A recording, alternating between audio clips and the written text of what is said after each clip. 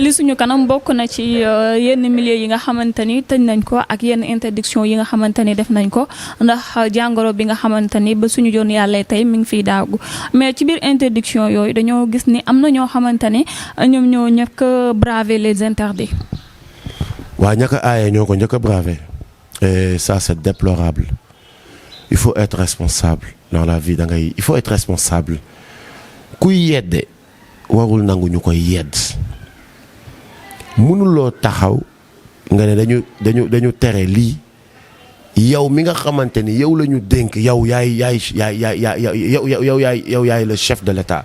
nga taxaw nga ne lii ak lii la ñuy tere ba pare ñu koy gis ci sa waa kër franchement c'est déplorable mooy li nga xamante ni moom la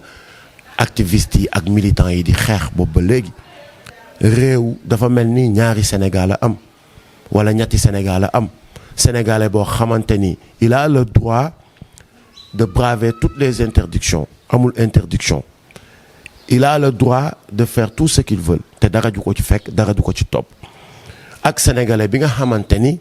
moom amul droit ci lenn day toog nekk benn petax dañ koy tijjil kaafam heure tëdd ñu tijjil ko kaafam mu dugg heure yeewu ñu tijjil ko kaafam mu génn ñu suyal ko dugub loolu dafa war a arrêter dafa war a deñ tout le monde est sénégalais amul sénégalais bu Mermoz wala bu Fann Ok wala sénégalais bu Mbadakhoune wala bu Fongolomi tout le monde est sénégalais il faut que ñu traiter tout le monde au même pied affaire kumba am ndey ak kumba ñàkk ndey yooyu moo war a jeex ci réew mi c'est dépassé donc voilà quoi. ñu gis ni loolu waral na jeunes yu bari daal di révolté wu jamono ji ba lépp lu ñu leen doon interdit rek dañuy taxaw di bàkku di fëgg seen dënn naan dañ koy def parce que ñi nga xamante ni ñoom ñoo ko njëkk a digle ñoom ñoo ko njëkkee bu ñu teree yenn déplacement yi ñu commencé di tàll pono di def ay manifestation guddi ak yu ni mel. waaw mais tontu nga sa bopp parce que tey jii Amina mënuma la wax. mënuñ toog fii may ne toog leen bu kenn génn ba pare ma dem génn da nga naa ma la moo tax nga dëj ñu ba pare di génn ñun tam dañuy génn da ngay toogandoo ak ñun soo aayee dañ lay njëkk a gis ca aaye ba mais buñ la gisee la nga aaye nga koy def dañ naan non mais attends qu'il il se fiche de nous c'est juste ça la réponse est simple bu ñu bëggee askan bi di respecter les interdictions ñoom nañ ko respecter d'abord mais buñ ko respecté wul te ñoom nga xamante ni mën nañ ni ñooy le miroir ci ñoom la ñuy seetu alors du coup dañ naan attends l'interdiction bu fekkente ni parce que aussi les gens il faut qu'ils se révoltent parce que dañuy sës. donc tu donnes raison aux je condamne pas je donne pas raison mais juste dañu toll ci jamono joo xamante ni booy wax parce que fii on a l'habitude dañuy fekk kii jooy ñu naan ko bàyyil sa jooy yi alors te war a dem ci ki koy dóor ne ko arrêteel dóor yi parce que kuñ dóorul doo jooy moo tax à chaque fois bu ñuy wax il faut que ñu nekk ay responsable waxuñ kenn ni defee leen ni ci ndorteelu émission bi dama ne ku ci nekk na nga nekk sa responsable bopp fexe xeex affaire bi mu jóge fi parce que ku ci loru yaa ci loru wala ku ci lor sa maam wala sa yaay yow yaay ñàkk mais dama ne ñi nga xamante ni ñoom la ñu dénk ñi nga xamante ni ñooy toog xëy nañu mbir xew na nii lañ ci war a doxee nan leen cay fekk buñ bëggee ñëpp respecté ndoo ko nan leen cay fekk ñoom d'abord nañ cay jiitu. noonu la demee bu ko defee bu ñu génnee foofu nag ci li nga xamante ni moom moo di mbirum jàngoro yi coronavirus bi dañuy daal di ñëw ci li nga xamante ni moom moo di affaire troisième mandat parce que jamono ji am na réew yu bari yoo xamante ni yëngal na ko ay deret tuuru fa gis nañu tamit nag taxawaay bi nga xamante ni am ngeen ko ci.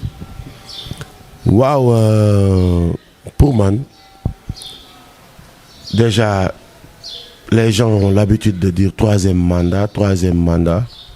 Mais troisième mandat mooy ku am 3 fois mandat il faut que ñu corriger loolu balaa ñu cay àgg. Troisième participation à des élections chose qui est interdite maintenant partout dans le monde, chose qui n'honore pas un État, chose qui n'honore pas un pays boo xamante ni fi àdduna bi toll. loolu lan moo tax ñu bëgg a nangu ñun yeneen dëkk yi di ñu gën comme ay Europe ay États-Unis avec yooyu lan moo tax ñu bëgg a nangu loolu. lan moo tax fi àdduna bi toll Afrique rek ngay dégg yenn conneries yi Afrique rek ngay dégg yoo xamante ni bu ñu la nee àdduna bi toll na fii franchement xalaatuñu woon ni ñun dinañ toll ci ay wéy nekk naa président une fois nekkaat ko 2 fois dama ko bëgg a nekkaat 3 fois. Afrique rek ngay gis ces bassesses Afrique rek ngay gis ay jëfin yu ndaw yooyu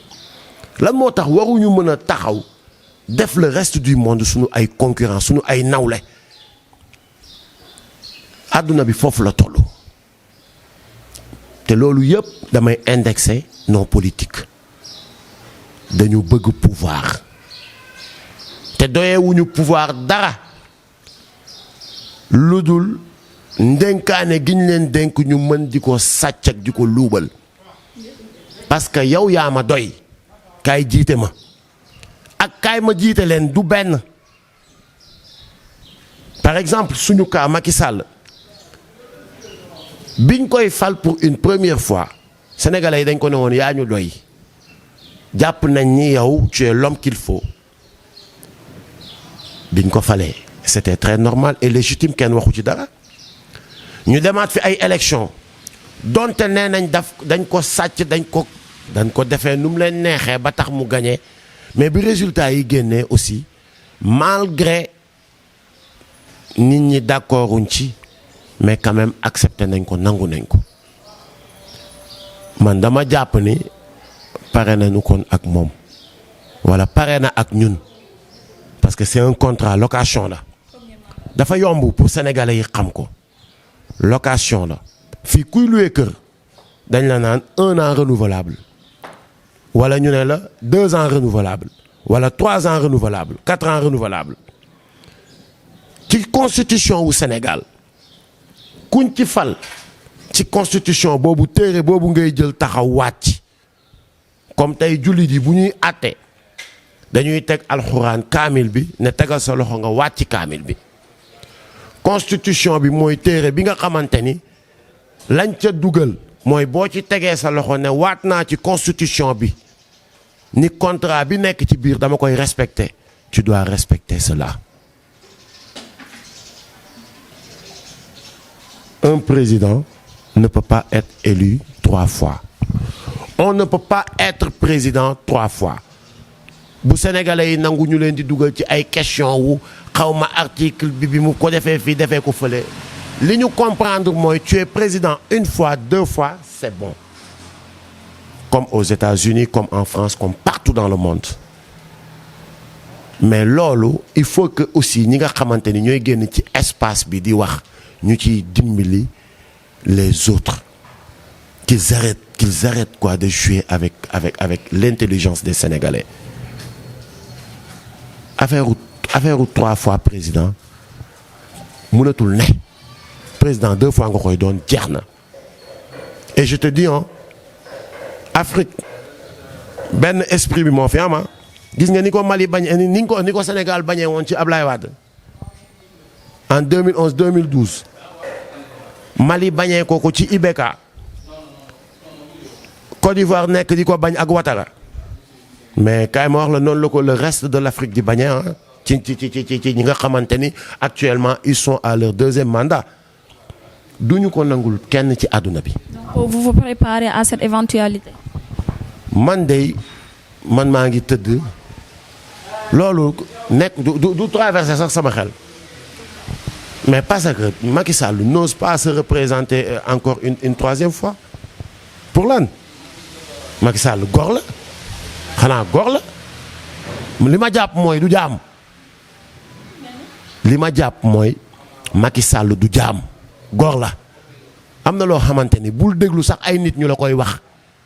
ngay indi ay problème ak ay yëngal réew ak ay taal réew ak ay nit ñi di reyante Macky Sall sénégalais yi jiwuñu ko loolu sénégalais yi jiwuñu ko xëy war a wàcc ci tali bi di rayante ndax moom jiwuñ ko il a intérêt franchement delloo naar bi xoromam lañ la dénk yaa ngi koy doxaloo ko am nañu am satisfaction am nañu ko amul dénk nañ la on va respecter on va respecter say mandat mais li nga xamante ni ñoo ko moom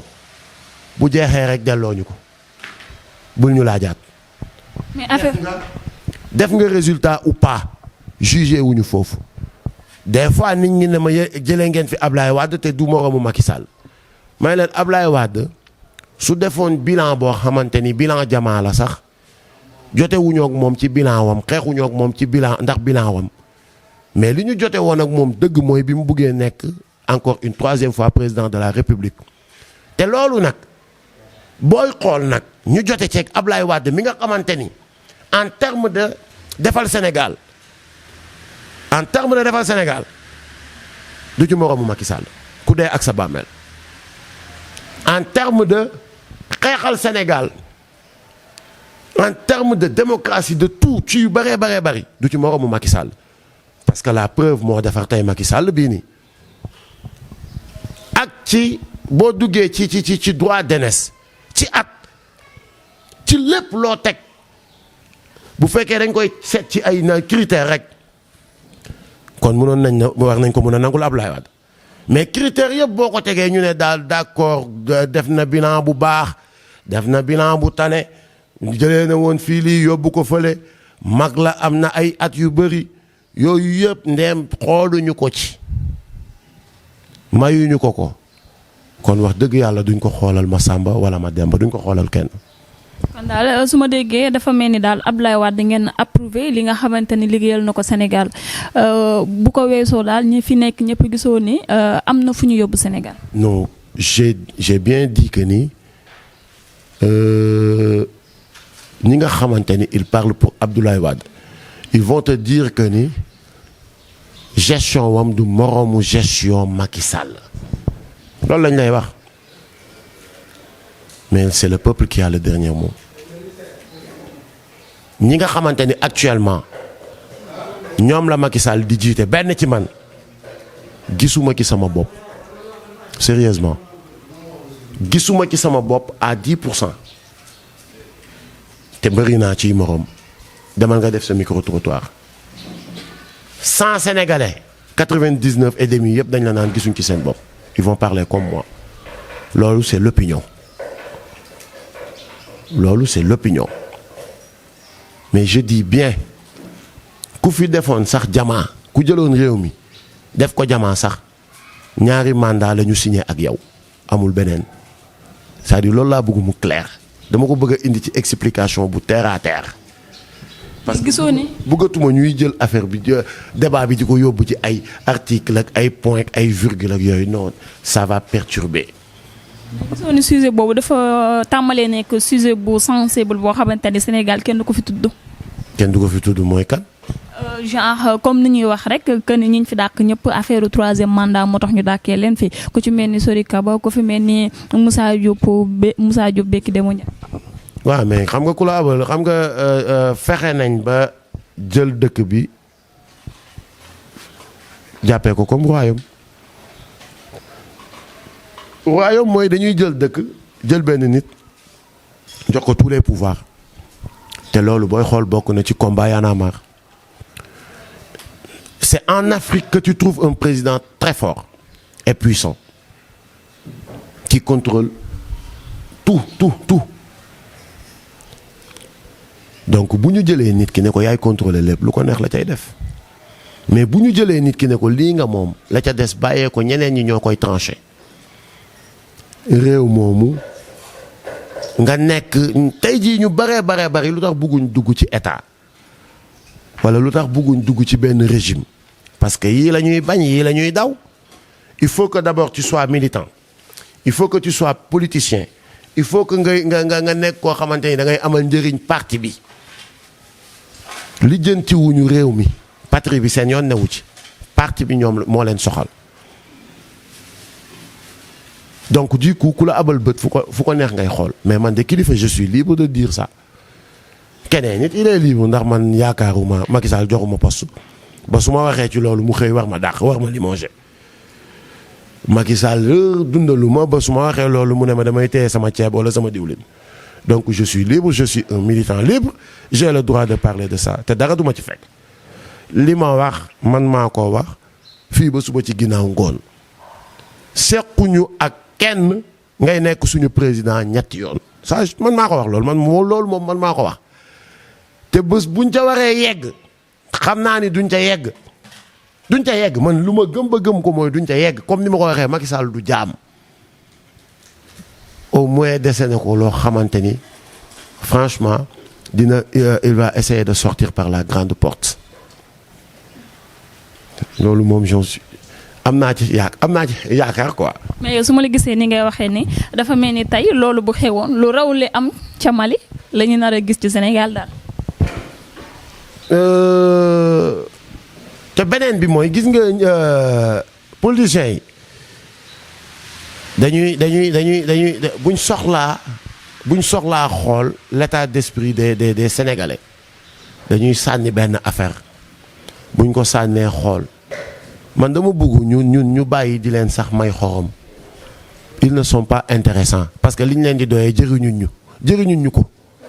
waaye amaluñ ñu njëriñ. gisoo ñu am na ñu fi nekk di liggéey ay ministre de l'intérieur ak ñoom. donc quand je dis politiciens yi amaluñ ñu njëriñ mooy que ni demal ci secteur bu la neex ils vont te dire que ni voilà man ci demal c'est-à-dire am na loo xamante ni je pense que ni. Ce n'est plus un débat, ça doit plus être un débat. Et ça c'est pas un message boo xamante ni nous sommes juste des échos sonores. lii ñuy wax ni yëpp du ñun ñooy xëy di ko inventé li ngay dox la di dugg ci car rapide wala ci tata wala toog ci grand place wala dugg ci may ga tànganaak affaire yooyu gargot yeeg restaurant yi di dégg nit ñi di ko wax ñun dañ koy rapporter rek. donc loolu je pense que ni wax dëgg yàlla ay kii def naa kër deful le pays va mal dara doxul.